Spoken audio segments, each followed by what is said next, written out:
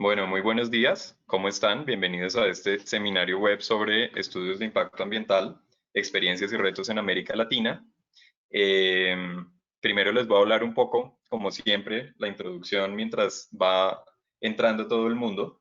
Les voy a hablar un poquito sobre nosotros, como siempre, sobre AIDA. Mi nombre es Andrés Ángel, yo soy el asesor científico de la Asociación Interamericana para la Defensa del Ambiente y los voy a estar acompañando como moderador el día de hoy.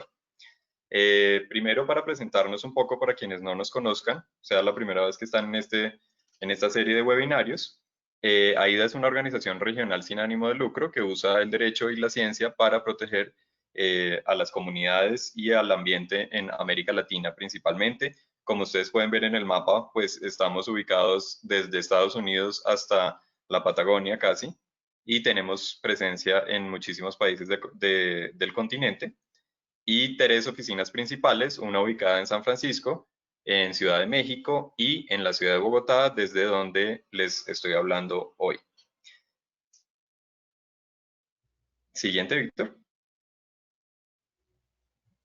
Este seminario es el primero de tres que vamos a tener. Entonces, hoy jueves 21 de enero empezamos con experiencias y retos de los estudios de impacto ambiental en América Latina. Todos van a ser a la misma hora, es decir, a las 11:30 de Colombia, 10:30 de México, 11:30 de Chile. Vamos a estar empezando estos seminarios virtuales y el siguiente lo tendremos dentro de un mes, el 18 de febrero, en el cual vamos a presentar el informe que hizo AIDA sobre estudios de impacto ambiental. Ya se los compartiremos un poco más adelante cuando terminemos las presentaciones. Vamos a hablar un poco más de esto y lo haremos público en este segundo webinario para que estén muy pendientes. El segundo seminario se llama Buenas prácticas a nivel mundial y su inclusión en América Latina, es decir, evaluar en qué estamos en América Latina en materia de estudios de impacto ambiental, qué nos falta para llegar a un punto óptimo y qué se está haciendo en este momento. Y el jueves 25 de marzo, es decir, aproximadamente en 2 meses, tendremos el tercero en el cual vamos a hacer dos análisis de caso, uno de Brasil y otro de otro país, y vamos a hacer un análisis del marco normativo en esos dos contextos. Entonces va a estar súper interesante. Los invitamos a que se inscriban. Si ya están inscritos en este, entonces les llegarán las invitaciones a los próximos para que estén muy pendientes. Y bueno, nada, siempre, como siempre, vamos a estar discutiendo, debatiendo con ustedes y compartiendo conocimiento con nuestros panelistas.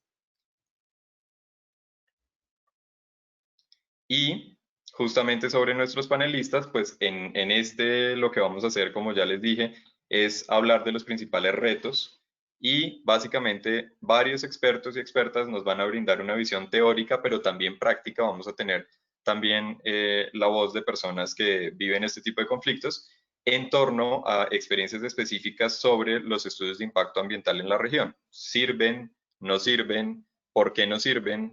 ¿Qué hay que mejorar?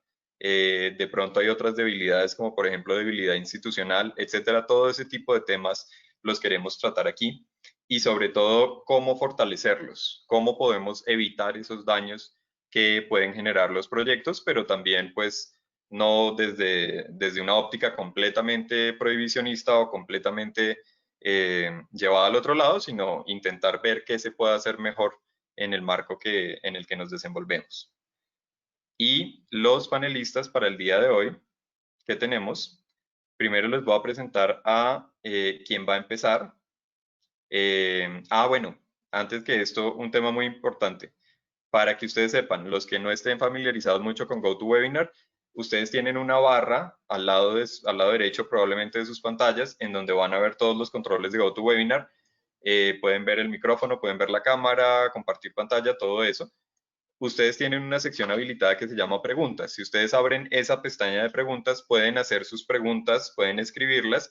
Nosotros las vamos a ir recogiendo a medida que los panelistas van hablando y cuando terminen ellos, entonces se las vamos a ir formulando en el orden en que las vayan haciendo. Por favor, no se esperen hasta el último momento para hacer sus preguntas, para que las alcancemos a abordar.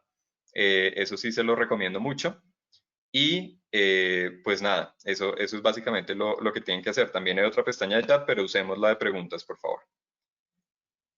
Y ahora sí, para empezar con el tema de los panelistas, entonces el primer panelista que tenemos hoy es el doctor Fernando Martínez. Fernando es ingeniero agrónomo, tecnólogo en saneamiento ambiental de las Universidades Nacional y Distrital respectivamente, Distrital de Bogotá. Tiene una maestría en Medio Ambiente y Desarrollo de la Universidad Nacional de Bogotá y un doctorado en Turismo, Economía y Gestión de la Universidad de Las Palmas de Gran Canaria. Es investigador y docente de diplomados, especializaciones y maestrías en la Universidad Nacional, especialmente la Facultad de Ciencias Humanas y más puntualmente el Instituto de Estudios Ambientales y la Facultad de Ingeniería y Arquitectura de la Universidad Nacional de Colombia, sede Manizales, de la cual también ha sido docente. También es autor de diversas publicaciones sobre educación, impacto, gestión y evaluación ambiental y ha dirigido proyectos de tesis, etc. Entonces, bienvenido, doctor Martínez, y lo dejo entonces con el público para la primera presentación que nos va a dar Fernando sobre el contexto de los estudios de impacto ambiental en América Latina. Ok, Andrés, muchas gracias. Quisiera confirmar que en este momento me escuchan bien. Perfecto. Vale, y para compartir la presentación. Ah, sí, claro. Ya te doy acceso. Ok, Listo. Ahí recibiste la invitación. Sí. sí, ya Perfecto. debería verse. Sí, ok, listo. Sí. Bueno, pues bienvenido a todos. Muchas gracias por su asistencia a este evento. Iniciamos con esta sesión de estudios de impacto ambiental, experiencias y retos en América Latina. Y vamos, en este primer, voy a decir, módulo, vamos a hablar un poco de la experiencia en Colombia. Eh, Tendríamos que iniciar por entender qué es un estudio de impacto ambiental, ¿no? Entonces vamos a dar esa definición que nos provee la norma en Colombia, y es que el estudio de impacto ambiental es un instrumento, el instrumento básico para la toma de decisiones respecto a la viabilidad ambiental de un proyecto, una obra o una actividad. ¿Ok? Entonces el estudio de impacto ambiental es un documento, ¿cierto? Es ese instrumento en el cual se plasma esa información que nos va a servir para tomar decisiones respecto a esos proyectos. ¿Qué decisiones? Pues, por ejemplo, si el proyecto se puede realizar o no, ¿no? Pero también otro tipo de decisiones, como por ejemplo, ante esos cambios probables, ante esos impactos que se pueden dar en el desarrollo de las actividades, ¿cuáles van a ser las medidas de manejo? O sea, ¿qué es lo que vamos a hacer para que esos impactos no se presenten, o si se presentan, pues sean de una menor significancia, medidas correctivas, ¿cierto? O medidas mitigatorias. Y en el primer caso, cuando hablamos de que el impacto no se presente, pues medidas preventivas, ¿vale? Entonces, el estudio de impacto ambiental es ese documento, es el instrumento técnico sobre el que se toma decisiones. A ese proceso de la toma de decisión es lo que se conoce internacionalmente como la evaluación de impacto ambiental, ¿sí? En Colombia nosotros lo denominamos a ese proceso licenciamiento ambiental, porque el resultado final es una licencia, es la autorización que entrega la autoridad ambiental, valga la redundancia, para que el proyecto se pueda ejecutar, ¿cierto? Y como es esa finalmente la decisión, entonces hemos denominado el proceso licenciamiento ambiental, pero a nivel internacional pues también se habla de la evaluación de impacto y evaluación de impacto ambiental. ¿Qué contiene un estudio de impacto ambiental? ¿Por qué digamos, son tan relevantes? Y la normatividad ha establecido que es el instrumento básico para tomar decisiones. Pues bueno, aquí vamos a tener un conjunto bastante extenso de información, porque vamos a partir, por ejemplo, de la información relacionada con el proyecto, ¿sí? ¿Cuáles son sus objetivos? ¿Cuáles son sus actividades? ¿Dónde se pretende desarrollar? ¿Bajo qué tecnologías? ¿Durante cuánto tiempo? ¿Sí? Todo esto va a estar entonces descrito en este primer capítulo. Después vamos a abordar las características del ambiente en donde se desea desarrollar el proyecto. Usualmente a esto lo llamamos la línea base. Y tiene en cuenta entonces información de los elementos físicos, el suelo, el agua, el aire, la parte biótica, flora, fauna, ecosistemas, y también la parte social, ¿cierto? variables demográficas, infraestructura, economía, cultura. Es decir, que un estudio de impacto ambiental aborda o pretende hacerlo de manera integral todos los elementos que constituyen el ambiente. Por eso es que son documentos pues bastante robustos y que se requiere un equipo de profesionales muy amplio para que podamos darle la suficiente información a las autoridades ambientales para que tomen pues esa decisión, ¿no? Respecto a si el proyecto es viable o no desde el punto de vista ambiental. Y por otro lado, también cuáles son, desde el punto de vista del proponente, cuáles son esas acciones que va a implementar para que esos impactos pues no tengan ese nivel de significancia que se ha intentado predecir en la elaboración del estudio. ¿Vale? Entonces, segundo capítulo, línea base, que es la caracterización del ambiente. En Colombia hay un tercer capítulo que es la demanda de recursos naturales. ¿Qué es lo que el proyecto va a requerir del ambiente? Por ejemplo, en términos de materiales de construcción, ¿no? Por ejemplo, producto de una cantera, los materiales que vamos a emplear para la construcción del proyecto, o la cantidad de agua, o bueno, en general, de los recursos naturales que van a ser necesarios para poder desarrollar el proyecto. Un cuarto capítulo aborda la evaluación de los impactos ambientales y el análisis de riesgos. Y este está tal vez el corazón del documento, porque allí es donde vamos a analizar cómo esas actividades que se pretenden desarrollar interactúan con los diferentes elementos del ambiente y generan unos cambios. A esos cambios, pues los denominamos impactos ambientales. Pueden ser positivos o pueden ser negativos, ¿sí? Pueden representar un perjuicio, una pérdida de la calidad ambiental, o pueden representar un beneficio, ¿cierto? Una mejora de esa calidad ambiental. Entonces allí este capítulo es bastante importante porque es el que nos va a dar una idea de cuáles serían las posibles consecuencias del desarrollo del proyecto desde el punto de vista ambiental. Posteriormente se aborda un análisis espacial, que en Colombia se conoce como la zonificación de manejo ambiental, y es algo así como de ese territorio en el que se va a emplazar el proyecto, donde va a estar ubicado. Habrán unas zonas en donde se va a hacer una intervención sin ninguna restricción, ¿cierto? Pero habrán otras zonas que por sus características, otros digamos, polígonos, donde por sus características, pues es necesario que si hay algún tipo de intervención, tenga alguna restricción. Por ejemplo, cerca a cuerpos de agua o en un cuerpo de agua, ¿sí?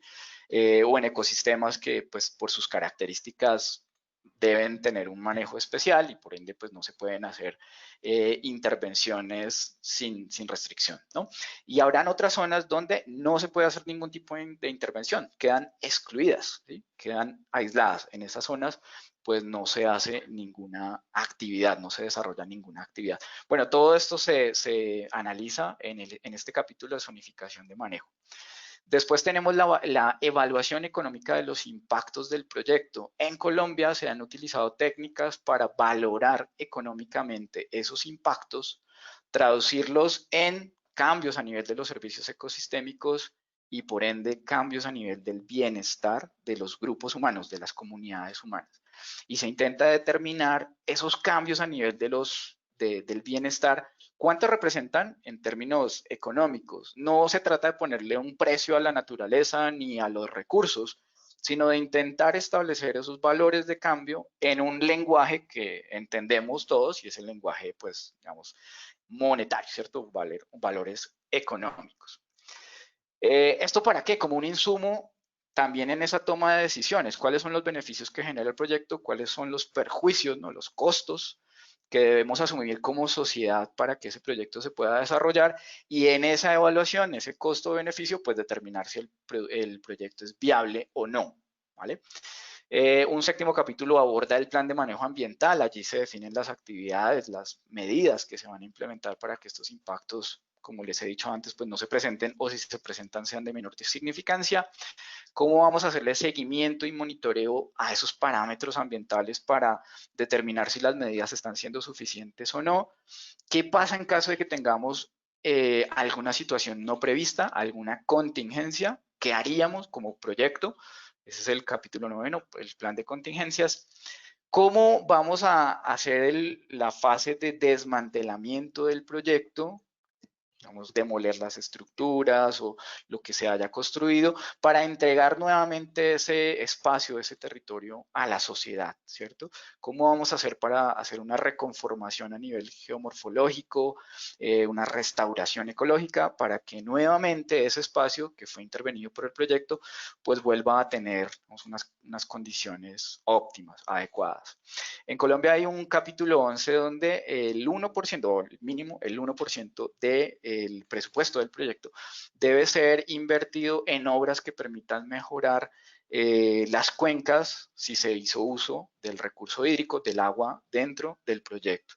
Y por último, un plan de compensaciones por la pérdida de biodiversidad que acarrea el desarrollo del proyecto. Por ejemplo, yo quiero construir una vía y en esa vía, para poderla construir, necesito hacer un aprovechamiento forestal, talar unos árboles, ¿sí? Intervenir un bosque. Entonces, habrá una pérdida de biodiversidad. Bueno, en este capítulo valoramos esa pérdida y se plantean unas compensaciones para que, ya sea haciendo mejoras en ecosistemas equivalentes, ¿cierto? Similares, o a través de otras acciones, pues, digamos que se minimicen esas afectaciones. En este caso, específicamente para el tema de biodiversidad. Eso es un estudio de impacto ambiental. Ya teniendo como ese panorama, pues podemos entender por qué son documentos como tan robustos, ¿vale? Ahora, ¿qué ha pasado en Colombia? Hablando un poquito de la experiencia colombiana. ¿Qué podríamos resaltar como fortalezas a nivel de los estudios como instrumento técnico y del proceso de licenciamiento o de evaluación de impacto ambiental como ese proceso para tomar decisiones? Bueno, en primer lugar diríamos que en Colombia tenemos más de 25 años de experiencia en la elaboración de estudios y en general en el proceso de licenciamiento ambiental. Los estudios de impacto ambiental se incorporan a la normatividad colombiana, inicialmente la ley 99 del 93, bueno, hay ya unos antecedentes previos en el Código de los Recursos Naturales, pero de manera, digamos, como los conocemos actualmente, se incorporan con la ley 99 y se reglamentan con el decreto 1753 de 1994. Es decir, que a la fecha ya tenemos un poco más de 25 años de haber sido implementado este proceso. Entonces, eso ha generado una experiencia, tanto a nivel de las empresas, de los consultores, de los profesionales que elaboran los estudios, como también de las autoridades ambientales que digamos, los evalúan, los conceptúan y los emiten un concepto, ¿no? Por eso digo conceptual. Los finalmente toman una decisión, otorgar o no esa autorización, esa licencia ambiental en Colombia. Entonces, esa trayectoria de esos 25 años, pues ha permitido que se genere un conocimiento y que estos documentos pues cada vez tengan una información como de mayor valor, más precisa, técnicamente mejor soportada. ¿Okay? También se ha dado en ese lapso pues la mejora en los instrumentos técnicos que orientan este proceso. Aquí nos referimos, por ejemplo, a los términos de referencia, a las metodologías con las cuales se hacen estos estudios, y esto con el tiempo pues se ha ido haciendo cada vez más robusto. Tomamos, digamos, de esas experiencias elementos para mejorar estos instrumentos. También debemos decir que hay una institucionalidad que soporta el proceso de evaluación y que para el caso colombiano pues, se distingue en diferentes niveles. En primer lugar tenemos a la Autoridad Nacional de Licencias Ambientales, más conocida como ANLA, quien se encarga de evaluar los proyectos de mayor envergadura en el país. También tenemos otro nivel en donde estarían las corporaciones autónomas regionales, que serían autoridades ambientales, circunscritas a un territorio más pequeño, usualmente a la división, que es coincidente con la división político-administrativa del país, en lo que serían los departamentos, y tenemos otras autoridades que operan a nivel urbano en las ciudades principales, aquellas que tienen una población pues grande, ¿cierto? Un número superior de personas, si no estoy mal en este momento es 1 millón de personas.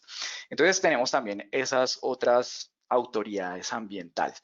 Entonces tenemos una institucionalidad que se ha venido desarrollando en torno al proceso de evaluación y por ende hay una capacidad institucional que se ha venido desarrollando en este tiempo.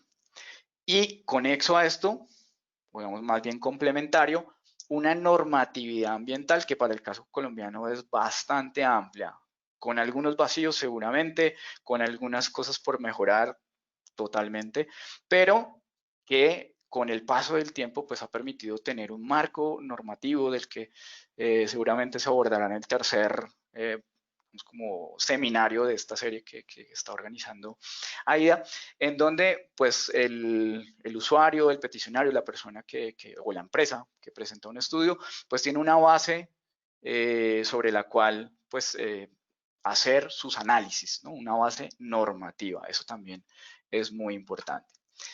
A nivel de las dificultades, ¿qué podríamos resaltar como cosas que son sujetas de mejora, ¿no? Cosas por mejorar? Bueno, una cosa importante es que en Colombia hay un conjunto reducido de proyectos, obras o actividades que son sujetos a una licencia ambiental en comparación pues con todas las actividades que se desarrollan en el país. Y eso hace que algunos sectores, algunas actividades pues tienen un control, ¿cierto? Son sujetas a un elaboran un estudio de impacto ambiental, son sujetas a un proceso de evaluación. Si se otorga esa licencia, pues tienen un seguimiento en el desarrollo del proyecto, pero hay otras actividades que también generan impactos y no están sujetas a esos mismos instrumentos, ¿no? Esos mismos mecanismos de control. Eso hace que en el país pues hayan zonas que están siendo objeto de deterioro, ¿sí? Se están generando impactos y estas actividades pues no están siendo controladas y eso genera allí pues como un desbalance, ¿no? Por otro lado también deberíamos o tendríamos que decir que hay unas limitaciones en cuanto a la información que posee el Estado. Y a esto, digamos, aquí a qué me refiero. El estudio de impacto ambiental es elaborado por quien solicita esa autorización, es decir, la empresa que va a desarrollar el proyecto es quien presenta la información.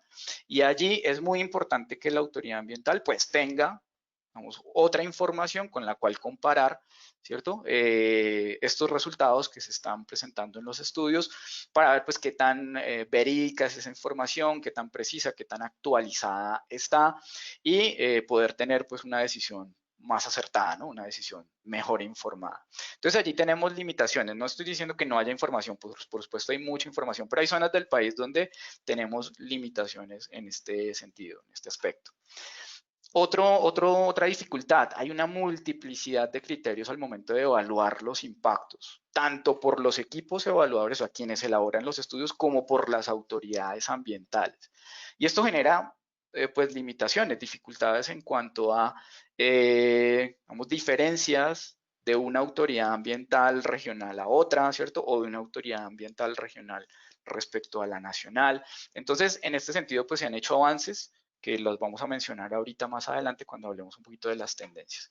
Y por último, una baja capacidad institucional. Aquí a qué nos referimos? Bueno, pues no solamente en términos del personal, sino también de otros aspectos de la capacidad institucional, como la infraestructura, los recursos técnicos, ¿cierto? La tecnología con la que cuentan las autoridades ambientales, tanto en la fase de evaluación de los estudios como en el seguimiento, que posiblemente es aún más importante porque es cuando los impactos pues ya se están presentando y es necesario tener unas autoridades fuertes que puedan determinar si en algún momento las medidas de manejo no están siendo suficientes y es necesario pues hacer algún ajuste a esos planes de manejo. Entonces allí pues es algo que debemos mejorar a nivel nacional. Habrán algunas autoridades regionales con una capacidad institucional muy fuerte, pero también es cierto que en otras zonas del país pues no lo es tanto. Hablando un poquito de las tendencias, ¿qué podríamos identificar como unas tendencias en Colombia? Bueno, pues primero la sistematización de la información, el desarrollo de herramientas tecnológicas que permiten que estos estudios pues cada vez sean un poco más precisos, que la información sea más robusta y que esas plataformas, esos canales de información pues permitan hacer un análisis más adecuado de esa información. Una tendencia muy importante que era una necesidad sentida y que creo que en este aspecto vamos por muy buen camino, es la estandarización del lenguaje empleado en los estudios de impacto ambiental. Estandarización a nivel, por ejemplo, de cómo se define un impacto, cómo se establece un indicador, ¿Cómo categorizamos los impactos? Todo esto pues se viene trabajando a nivel de la Autoridad Nacional de Licencias Ambientales y el Ministerio de Ambiente y Desarrollo Sostenible, en conjunto también con otras instituciones. Y esto pues se ha incorporado tanto en la actualización de la metodología para la presentación de estudios ambientales como en otros instrumentos, lo cual hace que pues vayamos refinando un poco ese lenguaje, ¿no? Y que nos pongamos de acuerdo de manera como más fácil, más sencilla. Mayor detalle en los estudios y mejor información. Por ejemplo, se le ha ido dando cada vez más relevancia al análisis espacial, a las herramientas de los sistemas de información geográfica, para que no solamente sea un estudio descriptivo, sino que también esté espacializado, que podamos conocer exactamente en el territorio en dónde es que se va a manifestar ese impacto. También el tema de la valoración económica. Cuando inició este proceso en el 94, pues no tenía ese elemento, ¿no? Pues algo que se ha ido incorporando y que es un insumo más a la toma de la decisión. No determina, o al menos no debería ser así, no determina la decisión, pero sí nos ofrece otras perspectivas, otras visiones que pueden alimentar esos conceptos. Y en la parte de compensaciones, yo les mencionaba que el último de los capítulos son las compensaciones por pérdida de biodiversidad, pero no solamente aplican a esto, también se aplican digamos, a otros impactos, y esto ha hecho pues que esas pérdidas de bienestar que se pueden generar por los impactos ocasionados por los proyectos, pues de alguna manera también tengan un resarcimiento, ¿no? A nivel de las comunidades que han sido afectadas. En esta gráfica lo que les quiero mostrar es cómo ha ido evolucionando la extensión de los términos de referencia, que son los documentos que orientan el proceso de elaboración de un estudio, ¿sí? Con un indicador muy sencillo, que son el número de páginas de estos documentos, ¿vale? Implícitamente lo que veríamos allí es que cada vez son más detallados, cada vez tenemos una descripción más precisa de qué es lo que se debe presentar. Cuando arrancó el proceso de los primeros términos de referencia que siguen siendo vigentes actualmente, en el 2006 eran documentos relativamente cortos, alrededor de 40 páginas, ¿no? Actualmente los últimos términos de referencia superan las 130, 140 páginas. Aquí lo que tenemos son el promedio de los que se elaboraron en cada uno de esos años, ¿no? Entonces hay unos que tienen más y otros que tienen menos, y bueno, finalmente el promedio nos da un valor central. Pero esto quiere decir que esos instrumentos, el término de referencia es cada vez más detallado, cada vez nos da más información y los requerimientos de información, por ende, pues también son más precisos. Y eso es una ventaja, que uno podría decir, no, pues cada vez son más los requerimientos. Sí, pero eso es una ventaja, porque estamos hablando de tomar decisiones, y en la medida en que esa decisión sea informada, mejor informada, pues seguramente va a ser más conveniente, ¿no? Como sociedad, desde el punto de vista ambiental. En cuanto a los desafíos, ya para ir cerrando un poco la presentación, podríamos hablar de un desafío importante, y es articular esas necesidades de recuperación económica generadas por la pandemia, ¿cierto? Por el COVID-19, con la protección del ambiente. Hemos visto a lo largo de estos meses cómo se han hecho intentos de flexibilizar el proceso, de hacer algunas excepciones, ¿no? De que se trabaje de una manera diferente el tema ambiental en general, no solamente en los estudios, sino también en otros escenarios. Y esto pues representa un desafío, ¿vale? Porque si bien como sociedad tenemos esa necesidad, pues tampoco podemos, digamos, como bajar la guardia y tener unas medidas más flexibles que con el tiempo pues agraven el deterioro del ambiente en pro de una recuperación económica que, si bien es importante, pues es necesario hacerlo con vamos, con un cuidado, ¿cierto? Porque de lo que estamos hablando es de la sostenibilidad y pues de nuestra supervivencia como especie. Bueno, articular la información generada en los estudios con la información oficial es un desafío. Que esa información, por ejemplo, sea útil en otros procesos, que sea abierta, lo es información pública, pero no es tan fácil de acceder a ella. Entonces aquí pues también este es un desafío. Mejorar la efectividad del proceso de evaluación de los estudios por parte de las autoridades ambientales, teniendo en cuenta que cada vez son más robustos, más detallados, más extensos, con un nivel de información pues cada vez más especializada.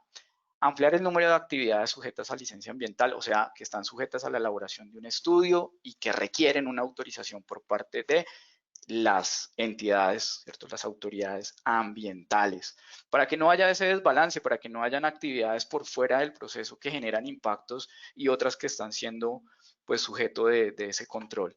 Y fortalecer la participación ciudadana. Necesitamos que las comunidades pues tengan herramientas que les permitan hacer una participación efectiva dentro del proceso, dentro de la toma de decisiones, centrada en los impactos ambientales, en las medidas de manejo y en esos cambios a nivel del bienestar. ¿Y qué cosas son urgentes? Esta ya es la última diapositiva. Bueno, una, actualizar los instrumentos transversales del proceso de licenciamiento. En Colombia, el manual de evaluación de los estudios, el manual de seguimiento ambiental de proyectos. ¿Para qué? Para que estos instrumentos, pues, digamos que tengan cierren un poco la brecha desde el momento en el que fueron elaborados por primera vez y pues con los recursos que tenemos actualmente, ¿no? Las tecnologías y la evolución que ha tenido el proceso. Mejorar las competencias de los profesionales que elaboran los estudios, y no con esto estoy diciendo que no las tengan en su totalidad, sino que es necesario pues que vayamos todos implementando esos cambios, ¿no? Incorporando esas nuevas herramientas, el análisis espacial, la valoración económica, y que todo esto pues se vaya ampliando a ese conjunto que seguramente es bastante grande de profesionales que participan en estos estudios. Algo muy importante, suplir las necesidades de profesionales y de herramientas tecnológicas en las autoridades ambientales para hacer un control más efectivo, un proceso más eficiente. Y en este mismo sentido, fortalecer la capacidad institucional de las autoridades ambientales, especialmente autoridades regionales que están en zonas pues, que han tenido un desarrollo un poco más lento, ¿no? Todas tenemos que han tenido un avance, pero en algunas zonas del país pues es menor. Entonces, bueno, pues eso era lo que yo les quería comentar del caso colombiano. Seguramente ahorita en las preguntas podemos ampliar un poco más para aquellas cosas que no hayan sido tan claras o que sea pues de interés de los participantes. Entonces, pues muchas gracias Andrés por la invitación y te doy nuevamente la palabra. Mil gracias, Fernando, por la presentación. Una excelente forma de iniciar el webinar y de verdad es una introducción necesaria. No solo porque la estructura de los estudios de impacto ambiental, a pesar de que la diste muy específicamente para Colombia, es muy similar en muchos países, sino porque realmente estamos enfrentando desafíos muy similares en toda la región. Y eso lo podemos ver por los comentarios y las preguntas que ya estamos recibiendo de participantes de toda América Latina que manifiestan unos puntos en común que ya vamos a explorar cuando sigamos con nuestros panelistas. Y la siguiente panelista, a ver si comparto la pantalla. Nuestra siguiente panelista es María. Víctor, ¿me ayudas con la presentación? Todavía no la veo.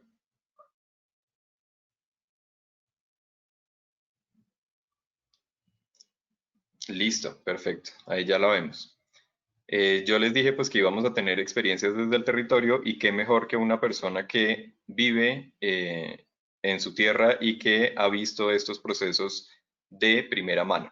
Y para ello tenemos a María Hernández. Ella es una mujer maya, Chuj, es representante de la microrregión de Ixquisís en Guatemala, defensora de derechos humanos y del territorio, es decir, tiene un trabajo de alto riesgo en nuestra región, altísimo riesgo. Es miembro de Comunidad Defensora de Derechos Humanos de la Resistencia Pacífica de la Microrregión de Ixquisís, así se llama la comunidad, y básicamente se crea esta comunidad como una respuesta o como una reacción a gravísimas violaciones de derechos humanos que se han cometido en Guatemala por la implementación de proyectos económicos. Entonces, María, bienvenida a este espacio y pues queremos escucharte, queremos escuchar tu experiencia.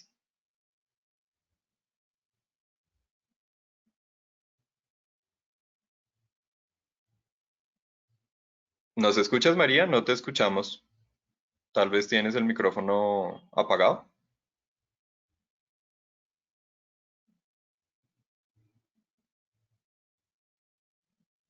No sé si María nos escucha. Mientras que María se conecta, Fernando, ¿te parece si te puedo hacer una pregunta muy breve de las primeras que llegaron de tu presentación? Sí, claro. Listo. Es una pregunta que hace Paola y nos dice cómo evitar la omisión deliberada de información en el levantamiento de la información de los estudios de impacto ambiental. Claro, bueno, diría que hay varias estrategias, ¿no? En principio, una que comentaba en la presentación sería que las autoridades ambientales tuviesen información contra la cual comparar pues lo que está siendo presentado por el proponente, ¿no? Con quien solicita esa autorización, esa licencia. Eso en primer lugar. Las autoridades ambientales tienen su propia información y con ella complementan el proceso de toma de decisiones. Una segunda, pues tiene que ver con la claridad y la precisión en los lineamientos que establecen las autoridades ambientales para elaborar los estudios. Es decir, cuando a mí en Ujú. el término de referencia me dicen debe caracterizar los cuerpos de agua y al menos, ¿cierto? Estas variables, pues yo ya no puedo omitir esa información porque está explícita, tengo que presentarla y tengo que validarla, por ejemplo, a través del uso de laboratorios, en Colombia se dicen acreditados, es decir, que cuentan con un respaldo de una institución pues, que da, digamos, la garantía de que esos resultados son verídicos, que no están siendo alterados, ¿no? Entonces, esa es otra, la precisión en cuanto a la forma en la que se definen los requerimientos de información y que se hacen explícitos dentro de estos instrumentos que orientan la elaboración de los estudios. Por otro lado, yo diría que es fundamental el compromiso de los profesionales que elaboran los estudios.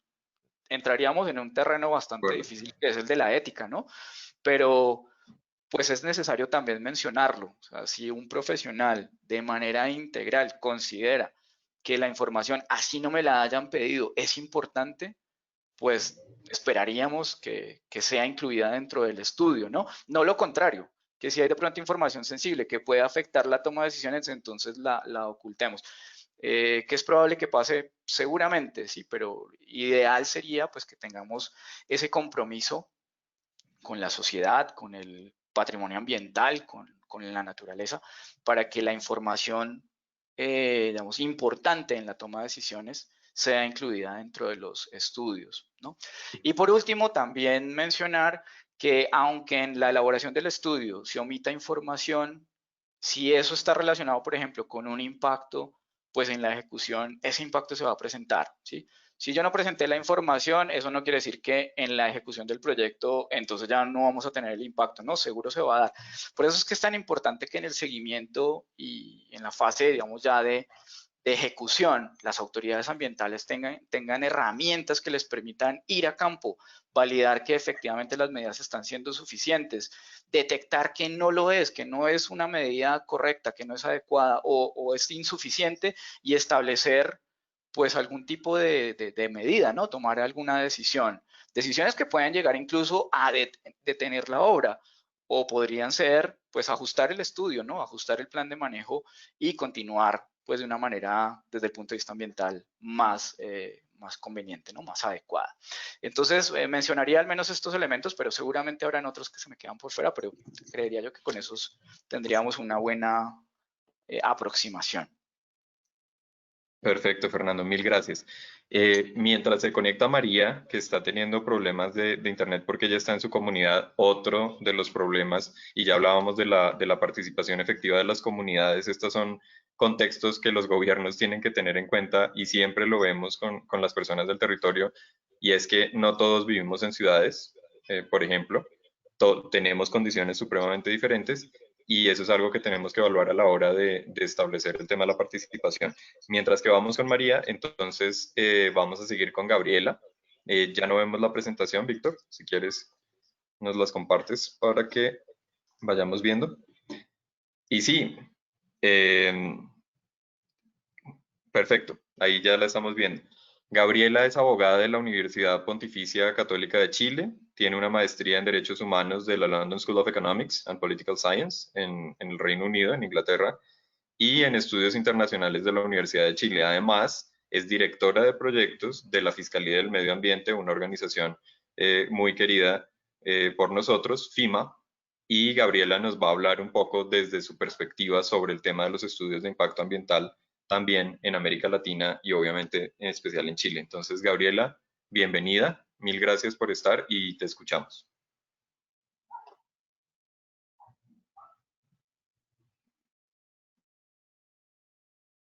No te escuchamos. ¿Tienes el micrófono abierto? No, todavía no. Ahí, Ahí está. ¿Me super escucha? Gabriela, Ahí bienvenida. sí. El espacio es tuyo. Sí. Genial. Muchas gracias, Andrés.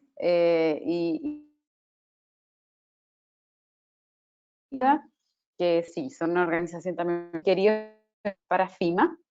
Trabajamos mucho con ustedes, así que gracias por esta invitación. Díganme si se escucha bien, porque creo que tengo una conexión un poco, cualquier cosa apago la cámara y sigo con la presentación. Sí, se está parando un poquito la cámara, pero te escuchamos bien. Entonces, si quieres, puedes prescindir de ella y seguimos. Listo. Entonces comparto la pantalla ahora para comenzar.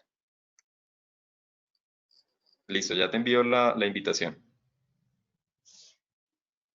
Ahí debes estar recibiendo la notificación. Sí, ahí está.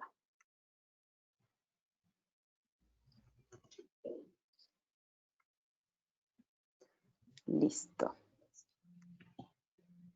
Entonces, bueno, ya, ahí la ven, ¿verdad? Perfecto. Bueno, yo el tema que voy a comentarles hoy sobre los estudios de impacto ambiental en América Latina. Voy a quitar este panel aquí, espérenme un poquito, ahí está. Lo voy a comentar desde el punto de vista de los derechos de acceso, y para eso quiero comentar algunas directrices que hay en materia de derechos de acceso, y por esto me refiero al acceso a la información, a la participación y a la justicia en estos procesos de evaluación. Entonces, ¿cuáles son las directrices a nivel internacional que se han ido creando en torno a este tema? Y luego, ¿cuáles son algunos avances a nivel regional y nacional? Por supuesto, vamos a tocar el tema del Acuerdo de Escazú, que ya les voy a comentar algunas novedades.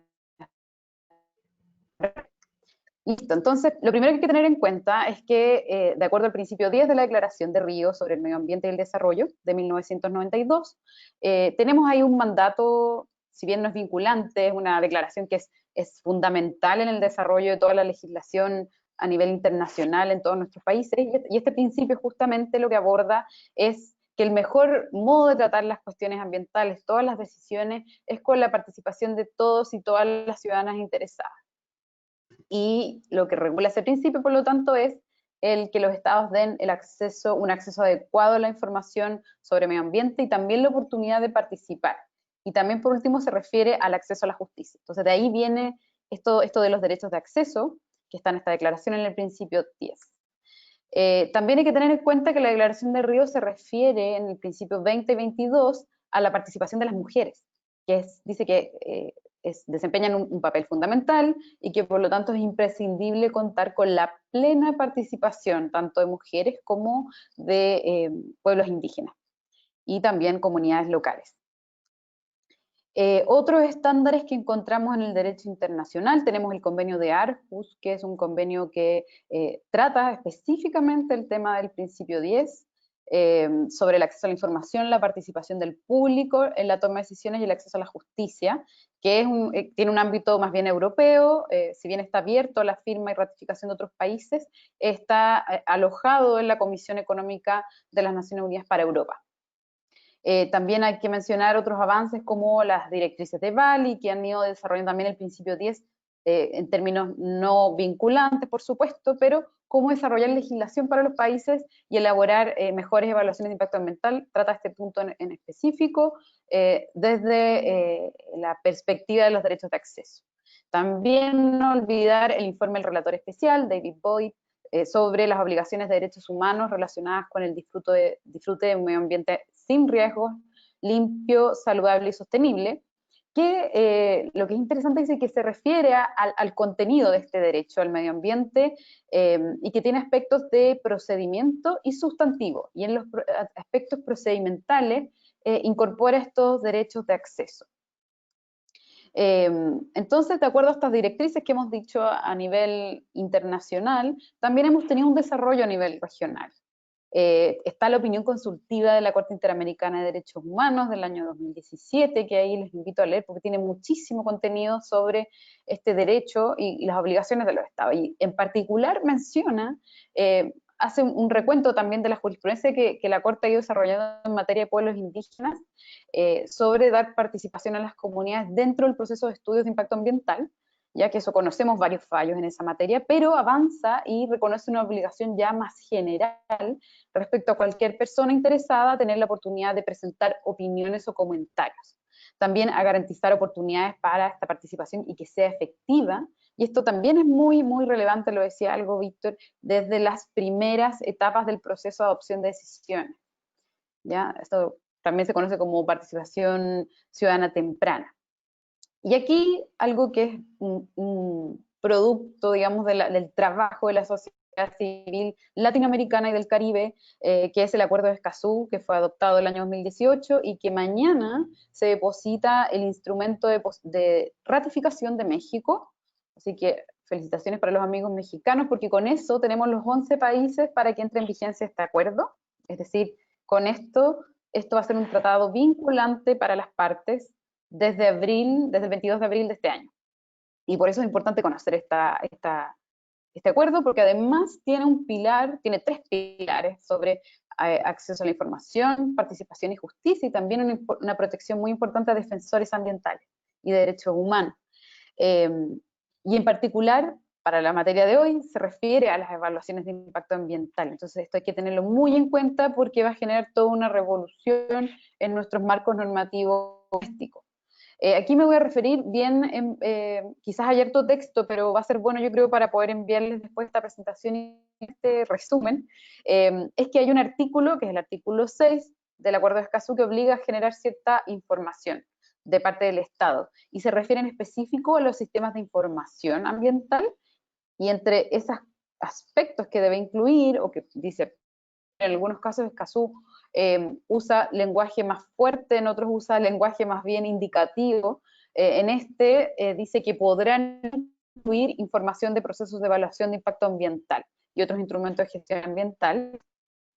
En materia de participación, que está regulado en el artículo 7, se refiere en específico a garantizar, y ahí hay un lenguaje fuerte, obligación de garantizar la participación en estos procesos. Fíjense en el segundo punto ahí, en las decisiones, revisiones, reexaminaciones o actualizaciones relativas a proyectos y actividades. Y eso también es importante, o sea, no solo cuando se aprueban por primera vez, sino que cuando se van modificando estos proyectos. En general, a procesos de autorizaciones ambientales. Y lo que dice Escazú es que se deben adoptar las medidas para asegurar la participación del público desde las etapas iniciales del proceso de toma de decisiones. Esto lo enfatizo porque creo que es un problema muy relevante, me imagino, en todos los países de la región, en Chile lo es, en que sentimos, me incluyo porque nosotros participamos en muchos procedimientos de evaluación y sentimos que, o vemos que hay un proyecto que ya está completamente decidido, armado por una consultora, como decía antes, por una empresa, y que no hay incidencia alguna desde el inicio. Entonces esto es muy relevante. También hay otro estándar, que es que las observaciones sean debidamente consideradas, ¿ya? O sea, no solo importa que reciban un montón de comentarios, sino que también qué pasa después con esto. Eso es una participación más efectiva. Y en eso hay muchos grados, sin duda, que lo vamos a ver a continuación. En los estándares de esta participación, porque también se refiere al proceso, Escazú dice que esta participación tiene que adecuarse al contexto social, económico, cultural, geográfico y de género, que esto es muy importante para lo que se decía antes, en un contexto de COVID-19, de pandemia, donde hemos visto que se está impulsando participación, por ejemplo, por medios digitales, y eso puede no resultar para nada con ciertas comunidades o en ciertos lugares. En Chile, por ejemplo, tenemos ciudades que tienen todavía muy mala conexión a internet y son ciudades grandes, y que no aguantan, por ejemplo, o no resisten, digo, una conexión a Zoom, y eso es muy problemático. En plazos razonables para la participación, también que el público deba ser informado de forma efectiva de todo la naturaleza de la decisión, en un lenguaje no técnico. Esto es súper relevante porque estamos frente a decisiones que son altamente técnicas y complejas, y aquí tiene que hacerse un esfuerzo por simplificar eso, de acuerdo a Escazú. Esta oportunidad de presentar observaciones, esto también es importante porque a veces hay confusión entre las audiencias públicas que se puedan hacer en procesos y la oportunidad, el plazo que hay para hacer llegar comentarios, si esto tiene que ser después, tiene que ser paralelo, tiene que ser durante la audiencia, eso también se necesita cierta claridad, y ser informados de la decisión que se toma, una respuesta. También hay que tener un enfoque intercultural, dice Escazú, por ejemplo, en el caso de uso de idiomas diferentes a los oficiales, hay que tener ciertas consideraciones, adaptar esos mecanismos, valorar el conocimiento local, los saberes locales, y esto también me parece muy relevante para nuestra región, obligaciones también internacionales relativas a pueblos indígenas, y aquí el empalme con las obligaciones internacionales, por ejemplo, convenio 169 de la OIT, y en materia indígena, que es un tema enorme en nuestra región. Por último, digo, se refiere en específico a los proyectos de evaluación ambiental, estándares generales, lo que les acabo de mencionar, pero en proyectos específicos dice que hay que hacer esfuerzos para identificar cuál es el público directamente afectado, que a veces fallan muchísimo en esto. De nuevo, insiste en el lenguaje que no sea técnico y comprensible, y también en presentar cuáles son las alternativas a los proyectos. Como lo que decía al inicio, muchas veces se nos consulta un proyecto que ya está totalmente armado y no se nos presentan alternativas, ¿ya? Entonces esto también es relevante. Escazú también tiene un pilar de acceso a la justicia que establece la obligación de tener mecanismos para impugnar estas decisiones, lo que incluye las evaluaciones de impacto ambiental, lo que incluye también impugnar y recurrir como la participación pública, los procesos de participación pública, resultados de estos procesos, ¿ya? Entonces, ¿cuáles son los avances a nivel nacional? Esto es contrastarlo, dado la pronta entrada en vigencia de Escazú, y los países que no están en Escazú, como el caso de Chile, que todavía no ha querido firmar ni ratificar, o en este caso adherir ya, y Colombia también está en proceso. También hay que ir ya pensando en que, y la sociedad civil ahí tiene un rol enorme, de cómo nos adaptamos también y vamos incidiendo para que esto suceda. Y aquí hay un estudio de CEPAL, tampoco, perdón por tener tanto texto, pero me parecieron datos muy relevantes. CEPAL tiene un estudio, en el año 2018 hizo un estudio donde comparó la legislación de los 33 países de la región. Esto lo pueden encontrar en el Observatorio del Principio 10, que está en la página de CEPAL, que tiene todo lo de Escazú, y comparó las disposiciones relacionadas con participación pública. Hay un sonido ahí que no sé. Sí, escucho un ruido, pero ya, perfecto. Entonces comparó la legislación que hay a nivel nacional en materia de participación pública. Y lo primero que hay que decir es que, bueno, concluye que la mayoría de los países han incluido disposiciones relativas a participación pública, ya sea a nivel constitucional o legislación ya más sectorial o específica ambiental. Ahí en específico habla de 17 países con rango constitucional, 31 ya con rango legal, que la mayoría, ¿no? También habla de 8 países que han generado instancias formales y permanentes de consulta sobre asuntos ambientales. Esto se refiere a consejos, mesas de trabajo, como quiera llamársele, para poder participar en este tipo de políticas o decisiones.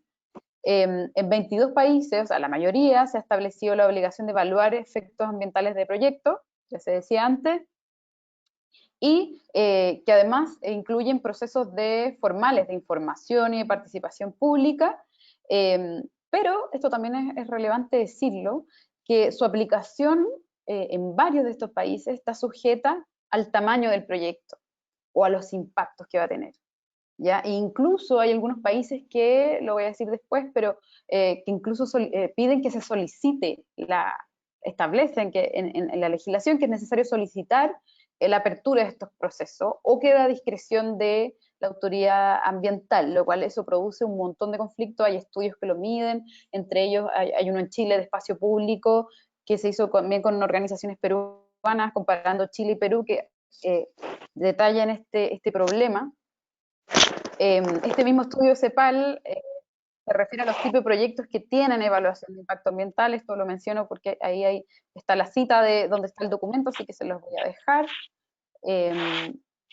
Y otra conclusión que tiene este estudio es que la mayoría de los países tiene... uy, hay un ruido muy fuerte. Sí, sí, demasiado. No sé si todos los micrófonos están apagados. Vale, creo que ya Gabriela, disculpa. Sí, bueno, como conclusión de este estudio que los invito a revisar es que la relación con los países la posibilidad de acceder a los expedientes del estudio, ya de la vía digital o facilitan que, no sé, algunas autoridades tengan a disposición del público estos expedientes, o también acceder a un resumen, y también la obligación, o sea, perdón, la posibilidad de formular observaciones, ya sea oralmente o por escrito. De nuevo, esto creo que es muy relevante. Por ejemplo, en el caso de Chile, nosotros no tenemos, solo está regulado por escrito estas observaciones, y cuando hay reuniones o audiencias, lo que se comenta en esas reuniones, la verdad es que no tiene ningún tratamiento, y hay confusión muchas veces con las comunidades que asisten a estas instancias, y después no presentan observaciones por escrito, y no van a tener, por lo tanto, ninguna respuesta. Algunos distinguen entre tipos de actividades impactos, como decía antes, o se debe solicitar, como Chile, México y Perú. Problemático, la realización de audiencias públicas también queda muchas veces como una prerrogativa de la autoridad. Entonces, algunos países simplemente publican los estudios, los difunden, pero no hay audiencias como para... Eso también es complejo. Yo creo que es importante avanzar en regular que ambos mecanismos son importantes. Solo algunos países los plazos para el cliente del estudio de impacto ambiental y formular observaciones se encuentran expresamente definidos. Es decir, esto yo no sabía, no pensaba como las comunidades, ¿cómo van a saber cuáles son los plazos para poder, realmente grave, que no haya un detalle? Después, otra cuestión que es importante decir, ninguna de estas legislaciones de nuestra región establece que estas observaciones son vinculantes, ¿ya? Y eso también creo que me parece que es una demanda que muchas veces escuchamos de las comunidades, que esta participación tenga algún resultado, y la verdad es que la legislación en muchos países dicen expresamente que es vinculante, ¿ya? Y más bien dan la potestad a la autoridad para incorporarlas o desestimarlas. Algunas, esto es importante, 18 países tienen como regulado, si es que las observaciones recibidas, ¿qué pasa? Como el tratamiento, ¿ya? Entonces algunas simplemente regulan que tienen que ser incorporadas expediente, o no sé, y que tienen que ser ponderadas, valoradas, consideradas. Hay distintas palabras y distintos mecanismos, pero en ninguno se especifica muy bien cómo deben ponderarse esos comentarios. Eso más bien queda a nivel como, digamos, discrecional. En el caso de Chile, por ejemplo, hay instructivos de la autoridad ambiental que especifica cómo se ponderan estos comentarios. Y bueno, esto es lo último. 3 países han incorporado disposiciones específicas para los indígenas, como yo decía, cómo diseñamos procesos especiales para, en el caso que haya consultas indígenas, y cómo se empalma con la evaluación ambiental, ¿ya? Entonces, bueno, para concluir, los desafíos que veo acá en esta materia, bueno, la exigencia del acuerdo es casi los cambios legales que van a tener que hacer los 12 miembros ahí, entre paréntesis, me quedé pensando, porque Argentina ratificó también situaciones para ello, pero todavía no depositan el instrumento, así que México quedó ahí como va a quedar como el campeón, pero bastante paralelo a la ratificación. Lo otro es la participación efectiva, temprana y permanente.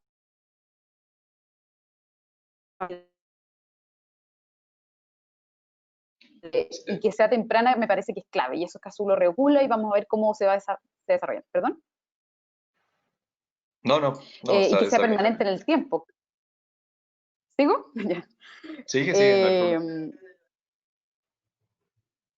el desafío es que estándares claros para considerar las observaciones. Me parece que eso es fundamental. De respuesta y de reclamación. ¿Qué pasa si mi observación no es considerada, no es valorada, no es ponderada? ¿Cómo impugno? ¿Cuáles son esos mecanismos? Acaso uno da una guía y eso va a ser un desafío. Estrategia según contexto sociocultural, como decía, geográfico, sobre todo en tiempos de COVID.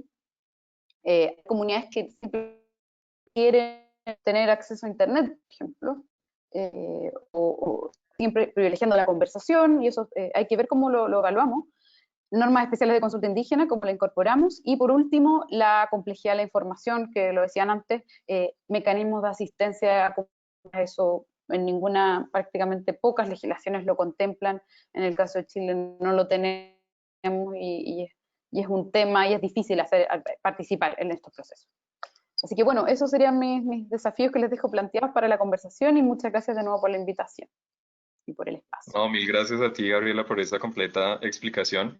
Yo creo que es muy importante que la gente, uno, entienda un poco el contexto de lo que es un estudio de impacto ambiental en América Latina para los que no lo tengan claro, y los que sí, pues que refuercen el concepto, y de tu presentación que sepan qué hacer y que no es el único instrumento, ¿no? Que ese instrumento está debajo de muchos otros y que está debajo también de muchos otros derechos que no priman sobre derechos adquiridos de empresas, sino que priman derechos fundamentales. Entonces, mil gracias. Ya tenemos algunas preguntas para ti, pero entonces vamos a darle paso a María, esperando que podamos contar con ella, porque es muy importante la voz de la gente desde el territorio, y después pasaríamos a una ronda muy breve de preguntas. Ya tenemos las 12:30, entonces estamos programados hasta la 1. Vamos a intentar no pasarnos. Entonces, hola María, ¿cómo estás? ¿Nos escuchas? Sí, sí, los escucho. Buenos días. ¿Me escuchan ahora? Bienvenida, María. Te escuchamos muy bien. Sí, gracias. Y bueno, para mí pues es un gusto poder compartir con ustedes y a la vez agradecer el Igualmente. espacio que ustedes me brindan. Pues en esta ocasión pues voy a tener la oportunidad de poder compartir con ustedes lo que nosotros vivimos en el territorio de la microrregión de Iquisit, como ya lo mencionaban anteriormente.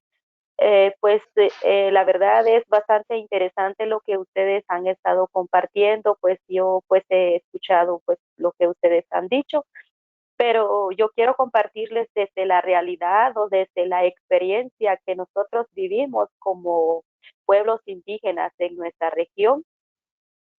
Pues quiero resumirles, la microrregión de Iquisis está a 18 horas de la ciudad capital de Guatemala y es un lugar bastante lejano. Es por lo mismo de que ha sido pues abandonado por las autoridades, los gobiernos. Es una región donde pues no hay como un acceso a los servicios, por ejemplo, lo que es salud, educación, infraestructura y todo esto. Pues entonces, en este caso, pues les comento que en nuestra microrregión pues está la presencia de algunas empresas hidroeléctricas, que ellos al principio cuando llegan a las comunidades, pues ellos llegan diciéndole a la gente o diciéndonos que ellos pues llevan proyectos para desarrollo. Nos hablan de una forma bastante bonito y ellos prometen crear, construir, por ejemplo, algunos puestos de salud o canchas deportivas, incluso escuelas o servicios de agua potable. Pero atrás de eso pues van los intereses de la empresa, y es ahí donde realmente pues se ha violado todos los derechos humanos, derechos de los pueblos indígenas. ¿Cómo? Porque la empresa solo llega haciéndole creer a la gente que son estos proyectos, cuando en realidad pues ellos no le consultan al pueblo. O sea, sí se hizo una consulta de buena fe, donde más de 5,000 personas manifiestan el rechazo a estos proyectos, pero aún así la empresa insiste, se posiciona en el territorio, empiezan a ejecutar su proyecto. Es ahí donde nosotros como gente que hemos vivido ahí y que nuestros abuelos, y tomando en cuenta de que cómo era la vida anteriormente, cómo vivía la gente pues organizada, en armonía, sin conflictos, ayudándose mutuamente y todo esto. Entonces ya la empresa pues empieza a crear estos diferentes conflictos entre las comunidades. Primero, que no respeta el derecho a la consulta, y después la empresa empieza pues a comprar las voluntades de los líderes, ganándolos a su favor, creando conflictos sociales tanto como entre iglesias, entre comunidades, entre familias. Entonces todo eso pues nos ha afectado bastante. Y también nosotras como mujeres vemos el medio ambiente, o vemos nuestros recursos como algo que siempre lo hemos utilizado para la propia economía. Por ejemplo, aquí en las comunidades se trabaja lo que es las tierras, por ejemplo, en los cultivos, y de eso mismo es que nosotros hemos venido viviendo, pero cuando la empresa llega, pues se limita bastante todo esto. ¿Por qué? Porque ya no hay esa confianza, ya no hay esa armonía, y bueno, ellos llegan a construir, empiezan ellos a lavar sus máquinas en los ríos. Anteriormente, pues siempre habían peces, camarones, como jutes en el río, y esto ha servido para sostener a nuestras familias, o venderlos y comprar, por ejemplo, azúcar o alguna otra cosa de nuestra primera necesidad. Entonces, ahí vamos viendo nosotros de que nosotros, como pueblos verdaderos de la región, no se nos ha respetado como pueblo, como persona, como indígena, como campesino, no hemos sido tomados en cuenta. Aún así, pues la empresa pues sigue haciendo sus trabajos, y pues nos vimos en la necesidad de organizarnos y hacer diferentes eh, manifestaciones pacíficas, donde nosotros pues hemos manifestado pues que nosotros no queremos estos proyectos, porque nos hemos dado cuenta de que en qué nos está afectando y cuáles han sido las consecuencias. Hasta han llegado a asesinar a nuestros compañeros manifestantes, y pues a nosotras las mujeres también pues nos han maltratado de una forma así bastante violenta. También la empresa pues tiene la presencia del ejército, de la policía. Entonces realmente es una explotación total hacia nuestros derechos como pueblos, como personas en nuestro territorio. Iba escuchando lo que ustedes estaban compartiendo, de que realmente pues hay como un orden como para hacer estudios de todo pues el medio ambiente, pero realmente en nuestro territorio pues nosotros desconocemos todo esto, porque no se ha hecho pues ningún estudio. Ellos no han pensado en las consecuencias que nosotros podemos tener después con todas también las futuras generaciones. Entonces, como pues nos han privado de nuestros derechos, ya no podemos ser las mismas personas libres que éramos antes, de poder salir, de poder hacer nuestras necesidades, de poder ir a hacer nuestros mandados o llevar los hijos al puesto de salud. Entonces, realmente esta ha sido una gran amenaza para nosotros como personas que vivimos en la región. Y pues también existe pues un convenio donde realmente pues se exige pues el respeto hacia los pueblos indígenas, pero eso no se cumple. En primer lugar, pues el gobierno, las autoridades locales, comunitarias. Entonces realmente pues nosotros hemos visto esa gran, o sea, no lo vemos, sino lo vivimos día con día. Entonces no puedo decirles de que esto, o sea, como contarles, sino que sí contarles pues lo que realmente vivimos cada día en carne propia, pues, y más pues con las mujeres, los niños. Entonces se ha hecho como una discriminación hacia los niños, diciéndoles, bueno, si tus papás están con la empresa, pues vas a entrar a la escuela, y si no, no. Entonces, ¿hasta dónde llega la influencia de las empresas en nuestras comunidades? Cosa que realmente nosotros pues nunca somos respetados, nunca somos tomados en cuenta, no nos escuchan, pero pues yo agradezco a ustedes de que puedan escuchar mis testimonios o mi experiencia o la realidad que nosotros vivimos día con día. Muchas gracias.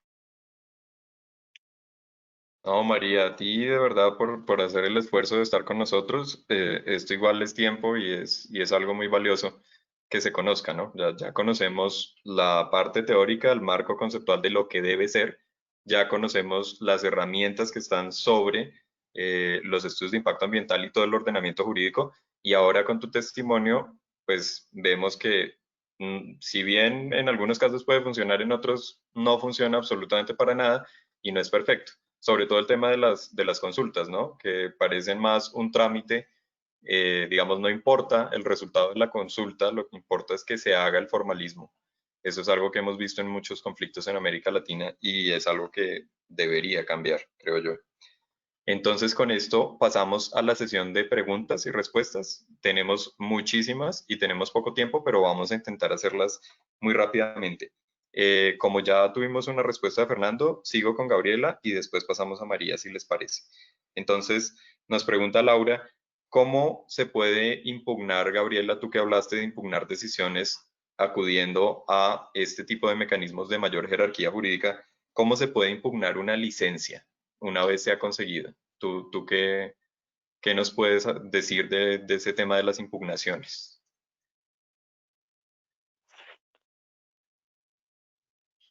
Sí, les puedo comentar que normas y propios mecanismos, también hay distintas estrategias para evaluar qué es lo mejor. Lo que sí les puedo comentar a nivel regional, que lo que tiene Escazú en su artículo 8 es que se debe garantizar la posibilidad de impugnar el proceso de participación pública y también que en el caso de que exista cualquier decisión, acto que vaya a amenazar el medio ambiente, también está la posibilidad de, o se debe garantizar entonces la posibilidad de recurrir a la justicia o a mecanismos administrativos. Eso también es importante entenderlo porque cuando hablamos de acceso a la justicia y viene desde la Declaración de Río, se entiende en términos amplios. Hoy día nosotros lidiamos, quienes estamos en esto, abogados, comunidades, defensores, con muchos mecanismos, autoridades que dan licencias o permisos, o en nuestro caso en Chile, resoluciones de calificación ambiental, y se crean instancias administrativas, quizás son el paso previo para poder ir a la justicia. Y por lo tanto, Escazú también se refiere en términos amplios a estas instancias y da como ciertas garantías mínimas, por ejemplo, la asistencia legal gratuita para quienes lo necesitan, o también la posibilidad, la obligación de ampliar, interpretar ampliamente quién puede recurrir a estas instancias, no poner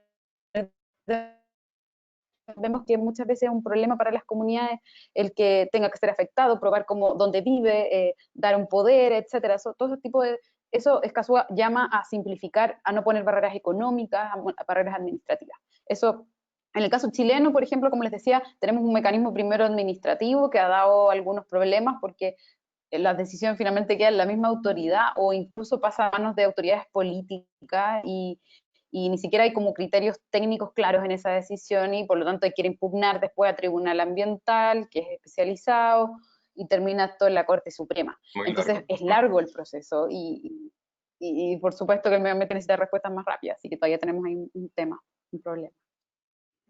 Genial, pues ahí está una de las esperanzas para la región, el Acuerdo de Escazú, y hay muchas cosas que no están en las regulaciones nacionales, en la normativa nacional de cada país, que sí están en Escazú. Por eso es que es un poco falaz el argumento de que no se firma Escazú porque ya estamos haciendo todo lo que debemos hacer. pues la realidad nos está demostrando lo contrario, ¿no? Entonces la invitación es a que le perdamos el miedo a este tipo de acuerdos y que le garanticemos los derechos a las comunidades, o sea, mínimamente el derecho a vivir deberíamos estarlo garantizando en nuestros países, ¿no? Da un poco de vergüenza decirlo, pero bueno. Te preguntan una cosa, María, sobre el tema de la lucha por el territorio en Exquisis. ¿Ustedes cómo evitan, o sea, qué mecanismos desde la comunidad, reuniones, lo que sea, cómo evitan la división y los sobornos que se pueden presentar en algunos casos con algunas empresas, no estamos diciendo que con todas, pero que con algunas empresas que utilizan estrategias sociales para un poco meterse en la comunidad y dividir? Nos lo pregunta Jaime. Sí, sí me escuchan ahora, ¿verdad? Perfecto. Ya. Bueno, ¿cómo nosotros evitamos los sobornos, decía? Sí, sí, en general las divisiones dentro Ya. de la comunidad, si existen mecanismos que ustedes tengan muy reconocidos para contrarrestar esto. Pues nosotros evitamos esto a través de algunas reuniones y platicando con las personas o con los vecinos, amigos o familiares, decirles pues la importancia de la lucha, porque realmente pues la empresa lo que hace pues es sobornar a los líderes. Por ejemplo, en la microrregión se le paga un día de trabajo a 40 quetzales. La empresa viene y le paga 80, o sea, le está pagando el doble. Entonces, esta persona, por la necesidad económica, pues accede, pero realmente desconoce cuáles son las consecuencias de este precio, pues. Entonces, es lo que nosotros siempre tratamos de hacer, o en mi caso, pues como mujer, platicar con las compañeras o algunas vecinas y decirles, bueno, sí ganan tanto dinero, pero ese dinero no les va a alcanzar para cuando ya no tengamos agua, cuando la tierra toda esté contaminada, los ríos contaminados y ya no tengamos acceso a ninguno de los recursos naturales.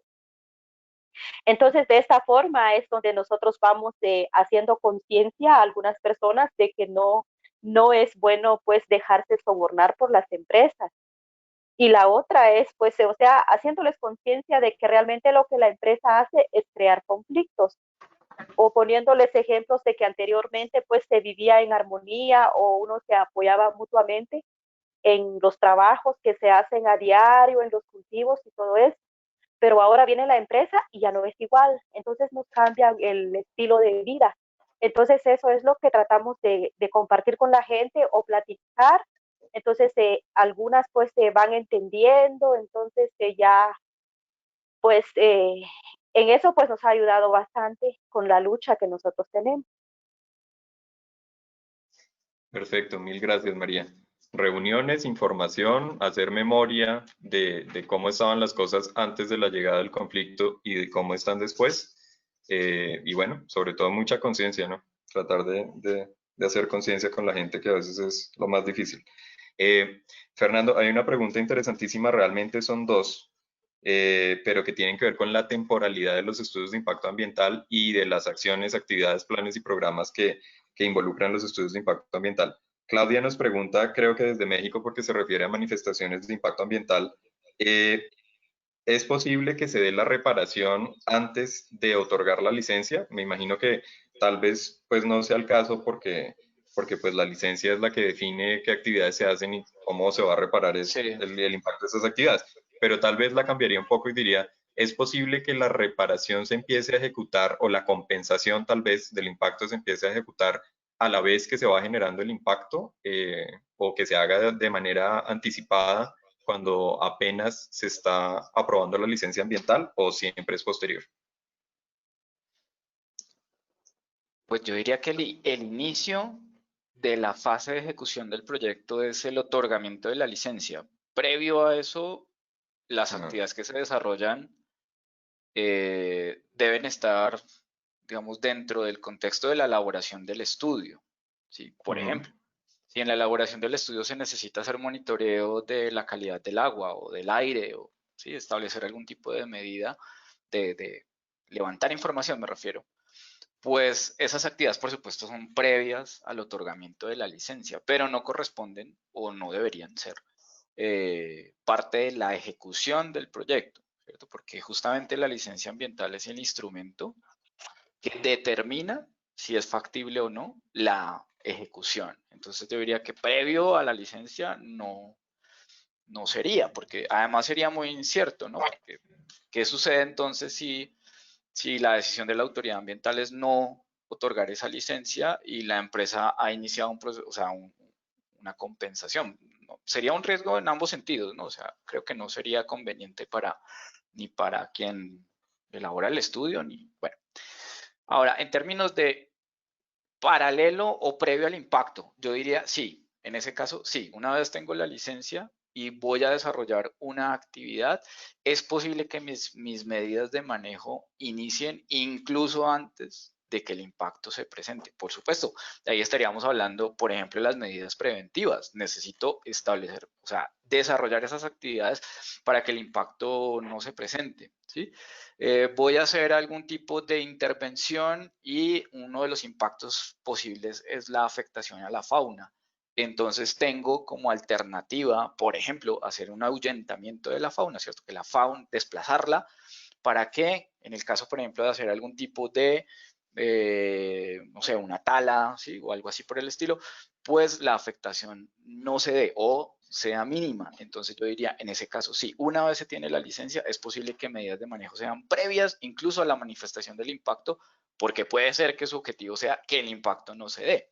¿Sí? Igual con el tema de las compensaciones, y en este caso no solamente pues compensaciones a nivel, digamos, económico, sino compensaciones, por ejemplo, ecológicas, ¿no? Compensaciones de restauración o del manejo de áreas con características similares para que ese balance neto del proyecto pues tienda a ser cero, ¿no? O sea, que los costos y los beneficios ambientales pues al menos se equiparen. Luego la expectativa sería que los beneficios sean mayores, es decir, que una vez se desarrolla el proyecto, las características ambientales hayan mejorado. Pero si ese no es el caso, al menos que conservemos como un balance neto igual a cero.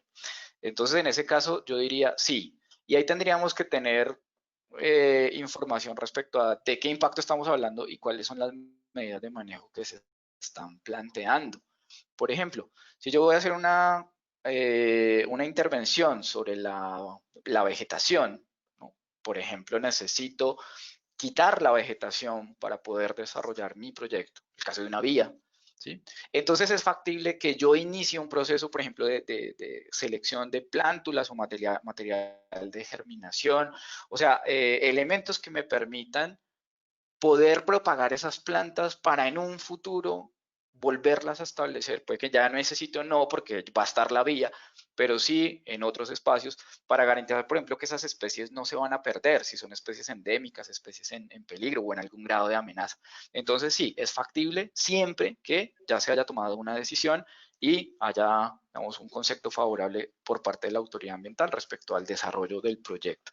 Antes lo veo pues bastante enredado y sería un riesgo un Sí, riesgo claro. incluso para quien propone el proyecto.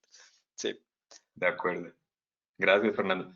Listo. Hay otra interesante para María. Puede ser un poco obvia, pero es una pregunta de dos partes que nos hace Luisa a Fernanda. Y es la primera.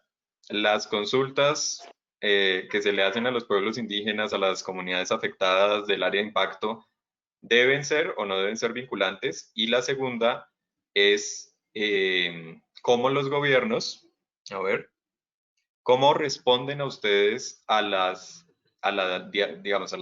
argumentos del gobierno que dicen que los proyectos son necesarios para el desarrollo y que no se puede comprometer el desarrollo de todo un país por las afectaciones a una comunidad específica? Entonces, esas dos, María, ¿es vinculantes o no? Sí, la consulta debería ser vinculante, pero no lo es. Ujú, Eh, y ya con la otra pregunta, ujú. pues nosotros realmente hemos siempre exigido o siempre estamos en la lucha que se respete nuestra forma de pensar, nuestra forma de ver la situación, porque sí, nosotros sí queremos desarrollo, pero que sea un desarrollo sostenible o que se respete nuestra forma de ver, nuestra forma de pensar, o sea, qué tipo de desarrollo queremos. Porque siempre dicen las autoridades es que la microrregión no quiere desarrollo. O sea, eso es lo que ellos dicen, pero nosotros sí queremos desarrollo, pero que se respete, o sea, que se tome en cuenta la decisión de nosotros, lo que nosotros queremos. Gracias, María. Súper importante. Algo que siempre hemos dicho en estos espacios es que el desarrollo es algo cualitativo y no algo cuantitativo. El crecimiento puede ser cuantitativo y se puede medir con PIB o con muchas cosas, pero el desarrollo es difícil medirlo y además no es un concepto que sea igual para todas las comunidades. Entonces no es posible hablar de un desarrollo, sino de muchos conceptos de desarrollo. Carlos te pregunta, Gabriela, sobre el caso de Chile puntualmente, ¿es legalmente obligatorio, existe la obligación en Chile de que las autoridades administrativas motiven las decisiones sobre los estudios de impacto ambiental?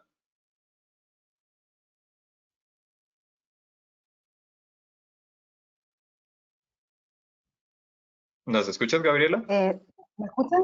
Ah, sí. Sí, yo los escucho a ustedes. Ya, perfecto. A ver, el derecho a la participación regulado en nuestra evaluación de impacto ambiental en el sistema tiene el derecho a acceder a la información del expediente, a realizar observaciones y a que esas sean debidamente consideradas. Ese es el estándar que tenemos, la consideración. Y también después hay ciertas obligaciones de la autoridad como publicar esa respuesta a las observaciones 5 días antes de que esté la decisión final. Y también tenemos el derecho a impugnar esta resolución si es que consideramos que no están debidamente consideradas, como decía, las observaciones ante una instancia administrativa y luego ante el Tribunal Ambiental. Ah, ok, perfecto. Sí, la Entonces sí hay respuesta sí tiene que haber una respuesta escrita dentro de este expediente. Sí, puedo decir una cosita chica que me escribió Tomás Severino de México, de Cultura por favor. Ecológica, que han trabajado un montón por Escazú, y él me decía que justamente Argentina también va a depositar su instrumento de ratificación en Naciones Perfecto. Unidas, así que los dos son los campeones, bueno, los otros también, pero dieron la posibilidad de que se cumplieran estos 11 países para que entre en vigencia, así que felicitaciones para ellos también. Bueno, pues maravillosa noticia, Gabriela, que nos das. Perfecto para cerrar. Ya entonces, para terminar esta ronda, una pregunta muy interesante de Diego desde Ecuador, que la interpreté un poquito, Diego, me perdona si no es exactamente textual, pero Diego habla de los cambios institucionales, de los cambios en las entidades que hacen evaluación ambiental, Fernando, y cómo esos cambios, que me imagino que pueden ser rotación de personal o cambios de normas o el tema de la capacitación de la que hablábamos, de la cual incluso tenemos una anécdota aquí en AIDA sobre un artículo que escribí yo, se los voy a dejar en el chat, que es justamente sobre la falta de preparación que tenemos sobre algunos temas, ¿no? Estamos evaluando proyectos y no tenemos la competencia para evaluarlos y eso habla de la independencia de las instituciones, habla de la independencia de cuando las instituciones no tienen las competencias, los consultores que contratan, ese tipo de cosas.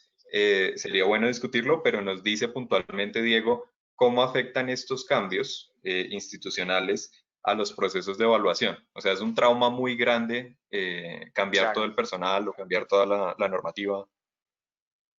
Sí, tendríamos que considerar que la memoria institucional, ¿cierto? Está pues en parte, digamos, en los archivos, la documentación, por supuesto allí hay una gran cantidad de información, pero tal vez la más valiosa está en el personal que hace posible pues que esa institución exista y funcione, ¿no? Entonces, cuando hay una rotación de personal muy alta o cuando hay una sobrecarga de trabajo sobre un equipo que es insuficiente para abordar todos los temas que se están vamos, evaluando, sobre los que se están emitiendo conceptos, pues por supuesto esto va a afectar la calidad de los procesos porque no sería conveniente, por ejemplo, en la mitad de la evaluación de un estudio, pues haya un cambio en el profesional. El quien recibe esa tarea, pues va a tener mucho menos tiempo, va a trabajar con mayor presión. En general, los tiempos que se manejan para estos procesos son relativamente cortos en comparación con la gran cantidad de información que se genera, ¿sí? Aunque no hay una relación directa entre el tiempo que tarda el proceso y la calidad del mismo, por supuesto, entre más información sea necesaria revisar, pues esto va a demandar un mayor tiempo. ¿Por qué digo que no es necesariamente cierto? Pues porque depende mucho de las herramientas tecnológicas que se cuenten, la calidad de la información.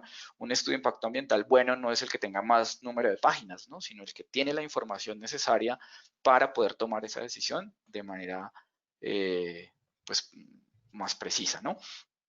Entonces, eso se va a ver afectado. Pero también hay que considerar que hay una asimetría entre la capacidad que tienen las instituciones respecto a las empresas para, de alguna manera, vincular a los profesionales y retribuir su tiempo, ¿no? Y su trabajo. Entonces, ahí las autoridades ambientales tienen una dificultad adicional. Hay unos límites, por ejemplo, a la retribución económica, que en Colombia están definidas digamos, por instrumentos, por resoluciones que determinan el monto a remunerar. Y las empresas no tienen eso, pueden pagar mucho más, ser un escenario más interesante para ciertos profesionales y captar digamos, una base de profesionales con unas competencias muy buenas. No quiero decir que las autoridades ambientales no las hayan, por supuesto que también, ¿sí? Pero no podemos comparar entonces pues un proyecto con un presupuesto de miles de millones o bueno, millones de dólares contra el presupuesto de una autoridad ambiental que tiene restricciones, ¿no? Entonces eso también hay que considerarlo.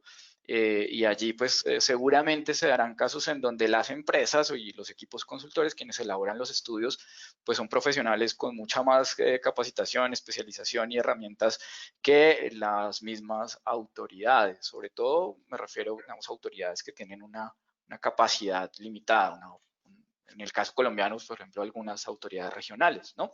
Entonces, eso también hay que tenerlo en cuenta. Y por eso, al final, entre los puntos que yo me mencionaba sobre qué es necesario, vamos, como implementar en el corto plazo, es justamente aumentar esa capacidad institucional y satisfacer esas demandas que tenemos de profesionales y de herramientas tecnológicas en las autoridades, para que estos procesos pues sean un poco más objetivos, sean mucho más transparentes, que generen mayor confianza en la población y que sobre todo se basen sobre, digamos, las decisiones en los conceptos técnicos, ¿cierto? Y en digamos, también esa retroalimentación que hacen las comunidades dentro del proceso y que en la medida de lo posible pues no obedezca a intereses de otro tipo, ¿no? Intereses económicos, políticos, bueno, otras cosas que podrían estar también sobre la mesa. Entonces, en ese sentido es muy importante fortalecer esas autoridades, mejorar las condiciones con las que se desarrollan estos procesos y tener, digamos, una mayor confianza, una mayor transparencia digamos, en la comunidad, ¿no? En los ciudadanos. Perfecto, Fernando, mil gracias. Ya para ir cerrando, porque ya son las 9, la 1:03, perdón, la 1:03 en Colombia, ya estamos pasaditos 3 minutos, pero no quiero dejar de hablar de digamos, tema general que ha estado rondando en todas las preguntas, y es el tema de la independencia de los estudios de impacto ambiental. Entonces les voy a hacer una pregunta para que hagamos algo como lo que en inglés se conoce como Lightning Round, que es como serie de preguntas relámpago, para que me digan, ¿los estudios de impacto ambiental deben ser hechos por los proponentes con una adecuada caracterización del Estado, o los estudios de impacto ambiental deben ser financiados por los proponentes y realizados por el Estado? Entonces, si quieres, Fernando, empiezas. Yo plantearía otro escenario y es financiado por los proyectos, pero elaborado por un tercero independiente, porque el Estado toma la decisión y si hace el estudio y toma la decisión, pues sería juez y parte. Parte interesada. Perfecto. Mil gracias. Gabriela, ¿qué opinas entre las tres opciones ahora que hay? A ver, yo creo, primero hay un pronunciamiento de la opinión consultiva de la Corte Interamericana, que eso hay que mencionarlo. Hay una referencia expresa a este tema y ahí se aboga por la independencia, de que el Estado genere un sistema, hay que adecuarlo obviamente a la realidad nacional, de cómo tiene que funcionar, para que esa consultora, esa empresa sea independiente, esté inscrita en un registro y el Estado tenga que de alguna manera evaluar esa independencia, pero eso está, yo no podría exponerlo ahora en detalle, pero invito a revisar esa consideración porque me parece que es un estándar que se va a exigir, por lo tanto, en los casos que lleguen a la Corte Interamericana, así que hay que tenerlo en cuenta. Perfecto. Y la misma pregunta para ti, María. ¿Quién debe hacer los estudios de impacto ambiental? ¿Quién debe revisarlos? Yo pienso que lo podría ser financiado por el gobierno y que sea, pues, que se haga por alguien que sea propuesto por los pueblos o por las comunidades, igual que sea revisado por ellos. Muy interesante. O sea, consultores independientes que tengan también no solo la independencia del gobierno y de la empresa, sino que estén avalados por las comunidades en el área de influencia del proyecto. Así es. Genial, María, súper valioso ese último aporte, maravilloso, me encanta cerrar así. Entonces, pues, como les digo, este es el primero de 3 webinars. De verdad, muchísimas gracias a nuestros invitados, Fernando, Gabriela, María. Muy importantes sus aportes, 3 temas completamente distintos que se complementan maravillosamente.